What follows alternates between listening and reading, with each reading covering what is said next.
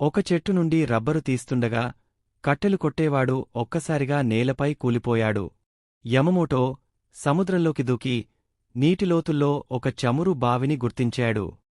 ఆవిష్కరణతో ఆనందంతో ఉప్పొంగిపోయాడు. గుండెల్లో ఉత్సాహం ఊరకలు వేసింది. ఇంతలో అతని తమ్ముడు చెట్లనుండి రబ్బరు సేకరించి జీవనం సాగిస్తున్నాడు.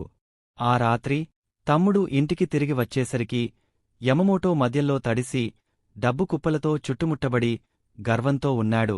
అతని ధోరణిలో అహంకారం స్పష్టంగా కనిపించింది. మరుసటిరోజు తమ్ముడు రహస్యంగా యమమోటోని వెంబడించాడు. అతను చమురు తీస్తున్న దృశ్యాన్ని చూసి ఆశ్చర్యపోయాడు. 1 నెల గడిచింది. తమ్ముడు రబ్బరు సేకరణ పనిని పూర్తిగా వదిలేశాడు. యమమోటోకి తన రహస్యం తమ్ముడికి తెలిసిపోయినట్లు అర్థమైంది. ఒక చాకచక్యంతో యమమోటో నీటిలో ఒక నకిలీ, భయంకరమైన డ్రాగన్ను వదిలాడు. తమ్ముడు చమురు తీయడానికి వెళ్ళినప్పుడు ఆ డ్రాగన్ను చూసి భయంతో పరుగెత్తాడు. కాని యమమోటో తిరిగి చమురు తీయడానికి వెళ్ళినప్పుడు